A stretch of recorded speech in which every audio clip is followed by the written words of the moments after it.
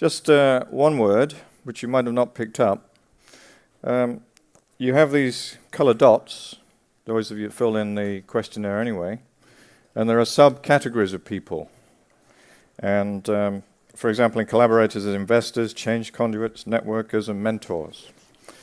If you don't know what yours is, you can actually find it on the wall outside of the meeting room, outside of the white cube. You might find that quite interesting. Right, so we have the three of you representing the white cubes, and we have Steve representing Connect and Develop. So I thought we'd do a couple of things. First of all, I would like each of you in turn to say what you learnt from the white cube, bearing in mind that these were very experimental, and it's probably fair to say either confused or inspired everybody. And then Steve, talk a little bit about Connect and Develop. So Fred, do you want to kick off?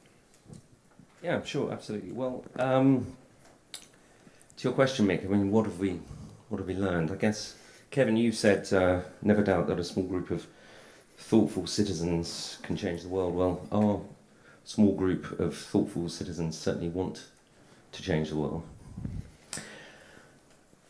But the mind is strong and the flesh is weak, and so what we've done collectively is written down a commitment, and we have, and in fact, I invite you all, have I been cut off here? I invite you all to come into the White Cube this afternoon, and see these commitments. Every one of the individuals who were in our White Cube made a commitment. That has now become an exhibit, an experience, if you like. Come into our White Cube and you'll see a series of letters of individual commitments. Small commitments, big commitments. They're very, very moving. And so back to Kevin's point, a small group of 31, 32 people that we had who were all making individual commitments to change. So that difference between wanting and acting is something that we've really focused on. Fantastic. Okay. Shall we move along, Mark? Yeah, no, absolutely.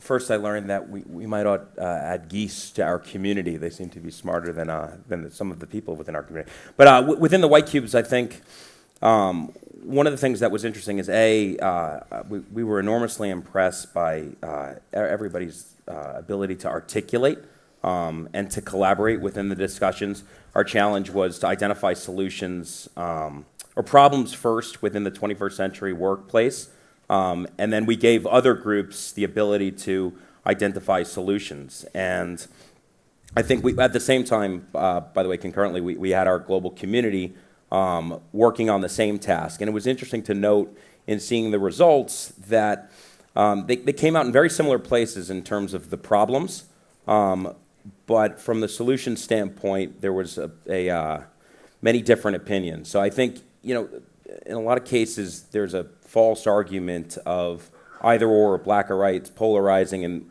whether or not we should develop solutions within a community at a conference, or whether we should use platforms or technology. I think there's value in both. So it was interesting for us to observe, people within the room articulating, discussing and expanding upon the solutions, and then using tools or technology to diversify and get an expansion of ideas. And just within 24 hours, we got 200 different solutions, and they were all really interesting. Are you actually going to pick any of them up and follow through? We solved the problems of the world in the last 24 hours. But you seriously got something you're going to pick up and follow through with? Yeah, absolutely. Cool. Okay. Hi, everyone. My name's Annie Longsworth. I'm with Saatchi & Saatchi S, and I want to thank everyone who came to our cube. I learned one very important thing today, which is that Charmin has an app that you can download and find a bathroom anywhere in the world. So that was a very practical thing to learn, but an important one. Mm-hmm. The other thing that I learned is just how intuitively creative our protagonist group is. They took to our challenge very readily. We actually asked people to do a few things. We asked them first to choose a DOT, which is a do one thing, and that's a personal commitment that everybody chooses. There's something that they can carry forward as a habit in their life that makes the world a little bit of a better place and inspires others to join them. The second thing we did was we learned about the new 4 Ps, so throw away the old P&G 4 Ps of marketing and bring on passion, purpose, pleasure, and profit. And with that, we then gave people an idea around how to create irresistibility in brands. And you can imagine that involves the 4 Ps. We then challenged our teams to take 3 brands, Duracell, Bounty, and Gillette, and write a new story for those brands in a new way that allows them to have those 4 Ps integrated into them. And I'm hopeful that we can actually hear from some of the teams, because we thought we were going to be able to regroup this afternoon and hear all the stories, but I know that some of the people worked really hard to create those stories. Can I ask Noel and some of the other folks to share those stories? Somebody ready to share one of the stories from that cube?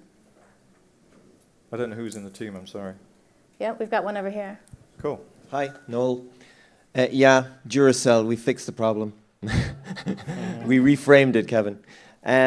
Duracell, durable cell, basically, if you like. It's a word, and it was all about durability of cells. Now they've got a lot of problems, including they're selling bad stuff. We reframed the problem by saying it's actually not about battery, it's about empowerment. And in fact, Kevin, always staying on.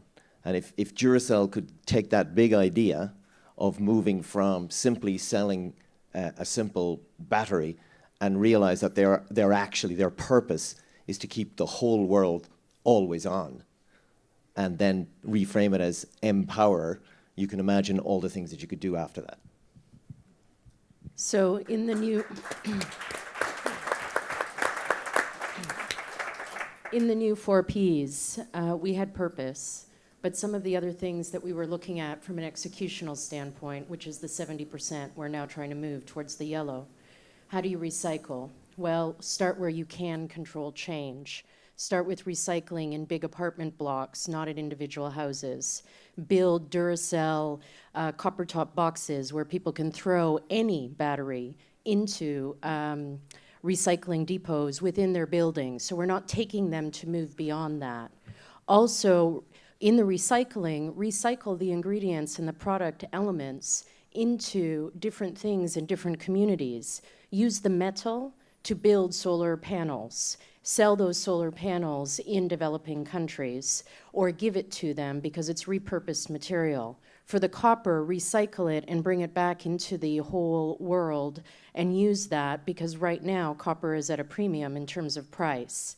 In terms of employee empowerment, which was one of the other Ps, on giving your internal employees a reason, move them to actually create their own little microcosms, because each country, each geography, each city, each building can have a different world.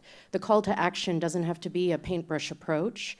It can be whatever the purpose is that's relevant in their local markets. Good.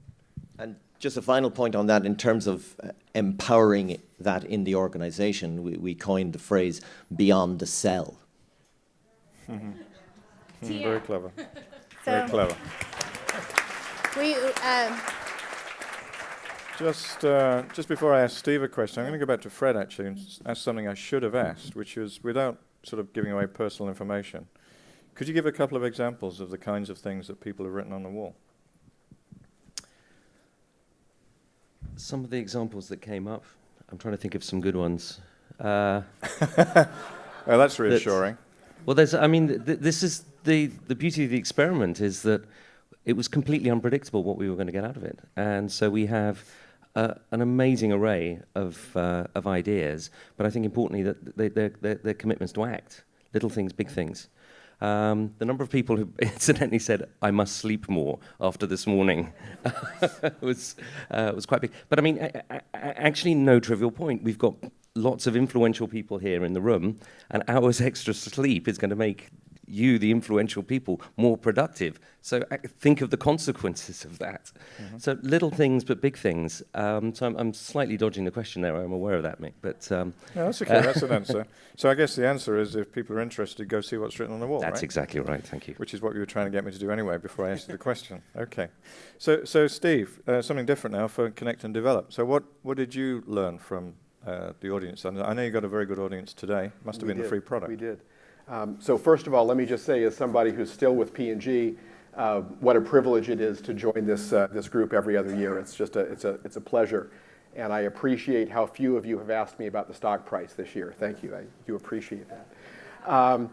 We had a very robust discussion this morning about Connect and Develop, and I appreciate those who were there and provided some input on what's working and what's not.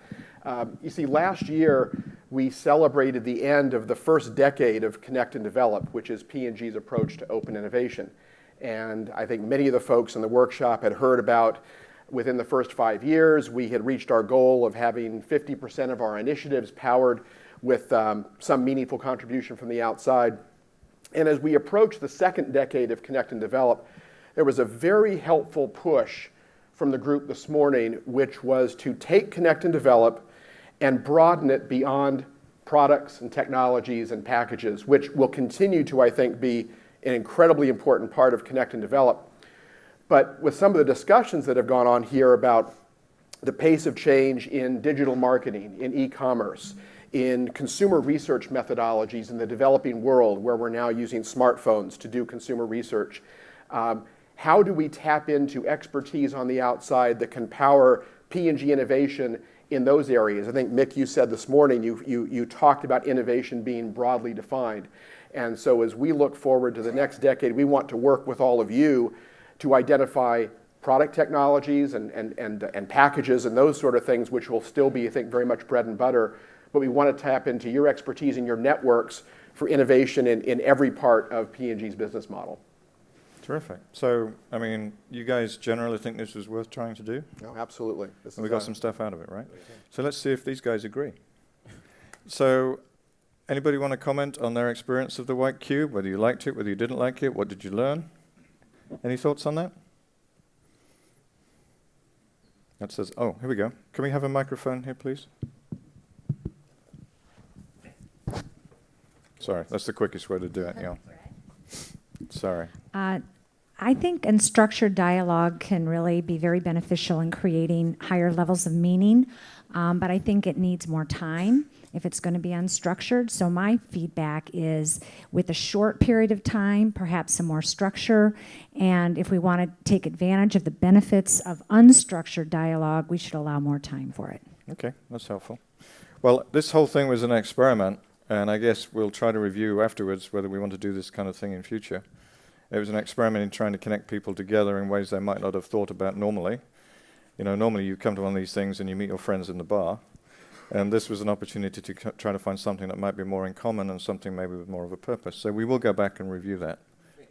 Maybe I can give an example. If I can see the gentleman in the room, I had one individual come up to me and say that the very exercise of sitting in a circle and just talking to a dozen of the alumni was extremely productive in terms of the content, but there was a very practical benefit of that. When it came to the evening, he was here on his own, and he had a ready-made table for dinner.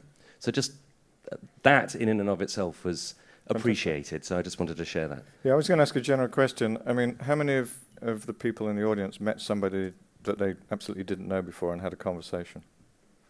Well, that's fantastic, pretty much everybody. Okay, so right there is kind of proof of the pudding. Anybody else with any comments on what they learned from the White Cube or from Connect and Development? Even criticisms? Sammy? Sorry, we still got the same. I liked this exercise because there was a group of so diverse people around the table. You know. I think that was the most amazingly surreal experience. Wow. I was looking at Samir. He had his mouth completely closed, which is unusual, and noise was coming from somewhere. So why don't we start, please, with Samir, and then whoever was speaking, can we go to you? Connect and confuse. There we go. The question about... Okay. The question I have about the alumni is that despite the desire to connect and to interface with each other, there seem, at the end of the day, to be groups of the retired the groups of the old alumni and the groups of the new. Can I hold for you, my dear? Yes.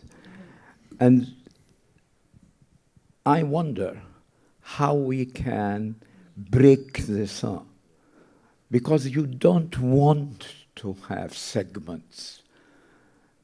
And when I observe what happened today, the same thing what happened in the meetings in Toronto, it's exactly the same.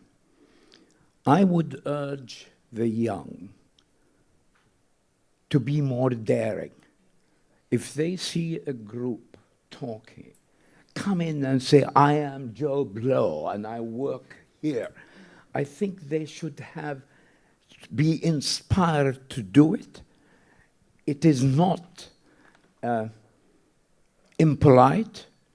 It is not aggressive.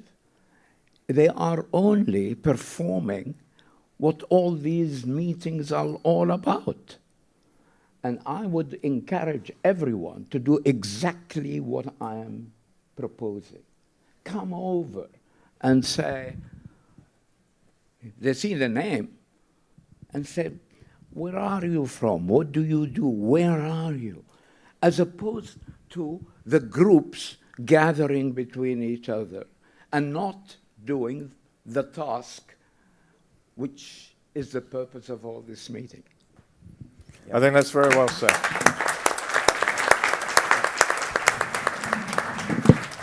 I think that's extremely well said, and you've got an opportunity to do that after this session and this evening, so please, let's everybody take the same advice, including myself, I think. That was well said, Samir. So who else was speaking at the same time? Right at the back, okay. So yes, building on that, you know, as I said, I enjoyed this group because of the diversity of the people, and an idea would be if you give the groups a task. Maybe somebody who still works at Procter gives the task, then the group can work on something specific, and the solution can benefit from the diversity of the people. So please keep this white cubes, but maybe give it a more specific task.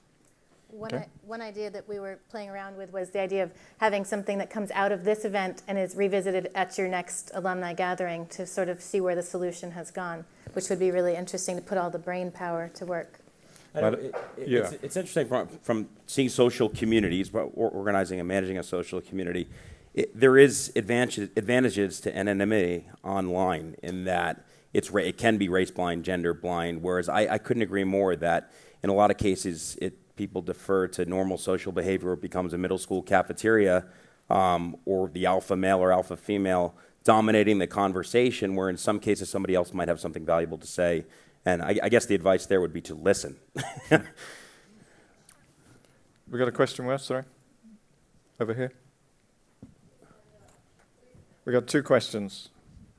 One over there first, please. Thank you. And then one down here. Well, it's not a question, it's more sharing about the impact. Okay. Well, first, I think the opportunity of just being together and getting to know each other, talking about connecting. We just started by introducing ourselves, and we would not have done that necessarily going, and it was a nice, and I think when people are really connected, then great ideas can start to emerge, and this is what happened in our group. And I think the idea of personally leaving with a personal commitment, whether it is a commitment that I'm going to put into my own home, or whether it is a commitment to start a conversation that will impact education worldwide, is just a possibility, got brought up here, and the idea that there will be a follow-up, I think just makes it, the unstructured conversation becomes structured and a support. So I'm looking forward to hearing more about this and how that's going to grow. So there might be other things in terms of building a way to hear what's happening with each other as a community. I'm not sure, but I just really want to say the impact for me was very, very enlivening, and leaving with a commitment just makes me think, and it will make me think about this conference further. Fantastic. That's brilliant. Thank you very much. We'll see what we can do to follow up on that. There's a comment down here as well. So my name is Fidan, and I'm one of the recent alums. So I'm really, first of all, I would like to say I'm really happy to be here. It's my first alumni conference that I attend, and it really inspired me a lot. And I have actually a sort of a suggestion as a follow-up to today's meetings. And I thought maybe we can do some sort of a platform, be it on LinkedIn or some other platform on websites, where anybody who is inspired to do some sort of a project or a program or have an idea can share that and maybe gather some people who are either close regionally or somehow wants to contribute. And I think that will build this connection in between of those 2 years that, that people can meet during the conferences. So I'm ready to put that forward. And if there is somebody interested to maybe build that platform, that's a suggestion. Terrific. Thank you very much. Sorry, one down here. Can we borrow the microphone again? Thanks. Ned Wiley. One of the things that's interesting about Procter and almost unique nowadays is the promotion from within concept, which has a lot of strengths, which I won't need to elaborate. But it also has some weaknesses. And the weaknesses would be in the area of insularity, not really knowing what's going on outside, or knowing it and perhaps not thinking it's all necessarily that important. When I left the company, this was before, in the 80s, before the alumni organization was conceived. And when I left and went into advertising, it was made very clear to me and to the agencies I was not to even apply to a Procter agency, which meant I was forced into the arms of the agencies for all of the competition. So in the course of my advertising career, I worked with L'Oreal, Unilever, Colgate, SC Johnson, and I met a number of people here in the event who have also had contacts with those competitors and bring, therefore, a very interesting insight into the strengths and weaknesses that Procter has. And I think it would be interesting, to say the least, for the company to have the advantage of that kind of an outside critique, because you aren't going to get it from other people who will be flowing into your organization as they do into other organizations because of the promote from within notion. So just an observation. That's a good observation too. Oh. Any other thoughts from the floor? Then do any of you folks have anything that you'd like to say that we haven't covered? Anything that surprised you or messed you about? I mean, the consultant rates of ex-P&Gers don't surprise me. They're very intelligent and articulate and helpful. So, cool. I had one, and this wasn't really a surprise.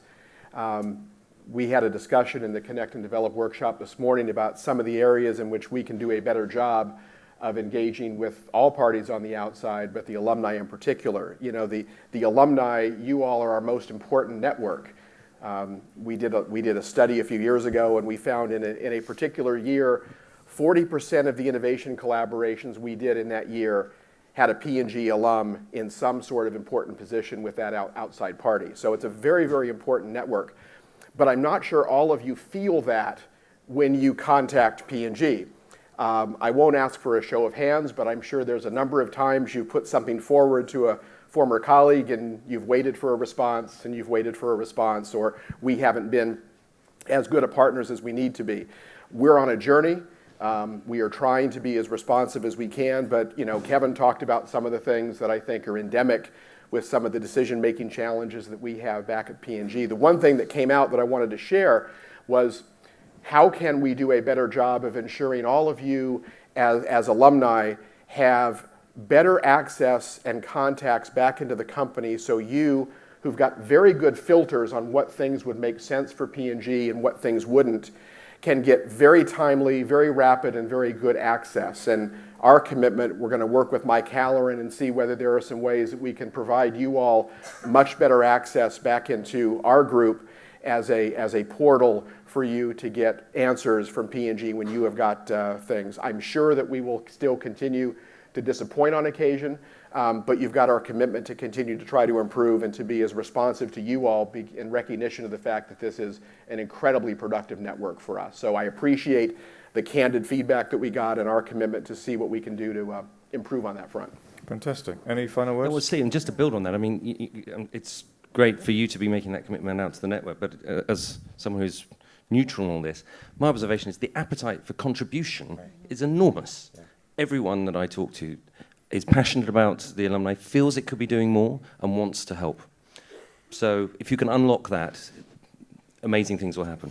I know one thing that was consistent was a desire for mentorship from all of you within all of the groups, and I can tell you from the perspective of a startup, that experience, your knowledge base is invaluable. I think there's a lot of technology companies that come at it from a place that their technology is disruptive, it will change the world, but they often forget to consider the perspective of the companies that are going to use them, the marketers. So any of you who had a desire for mentorship, I know there are plenty of startups out there that need you, whether they know it or not in some cases. Yeah, sorry, did you want to say? From our point of view, again, it was just the intuitiveness with which the groups of people and the individuals came together to actually want to see a better world, which Kevin talked about a lot, and which is obviously a primary point for Saatchi and Saatchi.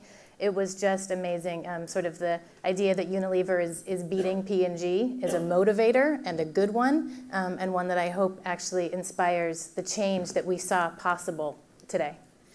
Just on this point, and I think sort of summarizing a lot of what you've said, in this Gazette, which I'll remind you costs 5 francs, is a reminder of the post-conference session that most interests people.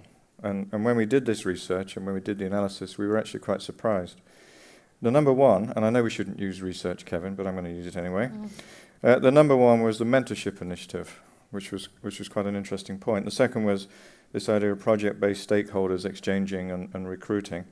And actually the third was building a social alumni academy, which in different ways several of you have referred to. So I guess you're living up to the pre-work. But I would hope that we actually can follow up and actually do some of the things we've talked about, and it doesn't just fizzle away, and that we all take Samir's advice and have another conversation with some different people tonight. So thank you very much, everybody.